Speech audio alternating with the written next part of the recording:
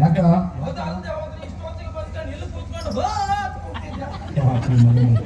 ಮರ್ಯಾದೆ ಅಂತ ಮುಂದೆ ನಿವಾಳಿಸ್ತೀನಿ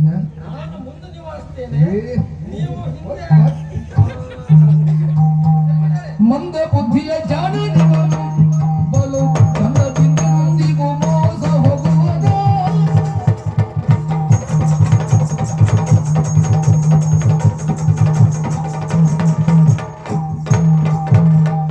ಮಂದ ಬುದ್ಧಿಯ ಬಲು ಚಂದದಿಂದ ಮುಂದಿಗೂ ಮೋಸ ಹೋಗುವುದು.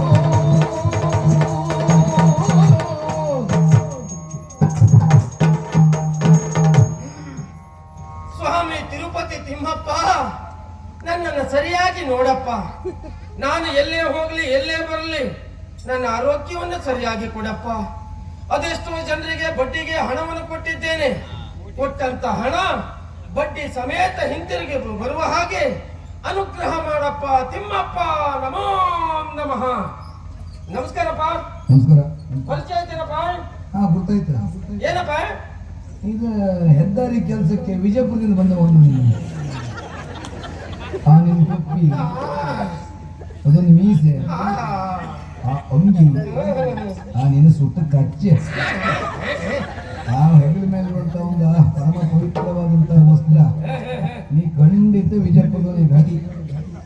ಎಷ್ಟು ಮಂದಿ ಬಂದಿರಪ್ಪ ತಮ್ಮ? ಒಂದು 15 ಮಂದಿ ಬಂದಿವಿ. ಕೆಲ್ಸಕ್ಕೆ ಜನ ಬೇಕಂದ್ರೆ ನಮ್ಮ ಮನೆಗಳಿಗೆಲ್ಲ ಆಯ್ತು. ನಮ್ಮ ಮೇಳಕ್ ಬೇಕಿತ್ತು. ನೀವ್ ಅದಿರಲ್ರಿ. ನಮ್ ಬೇರೆ ಕೆಲಸ ಉಂಟಪ್ಪ. ಬಂದು ಜನ ನಿಮ್ ಕೆಲಸ ಮಾಡಕ್ ಸರಿ ಆಗ್ತೈತ್ರಿ. ಎಲ್ಲಿ ಹೊಟ್ಟೆ ಕಿಟ್ನಿ ಮಾರಿ ನೀವು ನನ್ ನೋಡ್ರಿ ಹಾಗ ಅನಿಸ್ತಾ ಉಂಟಾ? ಸ್ವಾಮಿ, ನಿಮಗ್ ವಿಷಯ ಗೊತ್ತಿಲ್ಲ.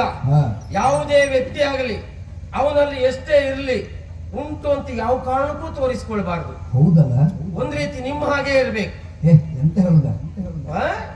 ಈಗ ಒಂದು ಮನೆ ಕಟ್ಟಿದ್ದೀರಿ, ಹೀಗ್ ಮಾಡಿ ನೋಡ್ಬೇಕು. ಅಷ್ಟು ದೊಡ್ಡ ಮನೆ. ಮೊನ್ನೆ ಅಂತ ಒಂದ್ ಗಾಡಿ ತಗೊಂಡ್ರ 18 ಲಕ್ಷ. ಅಷ್ಟೆಲ್ಲ ಉಂಟು ಅನಿಸ್ತಾ ಉಂಟು ನಿಮಗೆ? ಕಣ್ಣು ಹಾಕಿ ಸಾಯ್ಬೇಡ.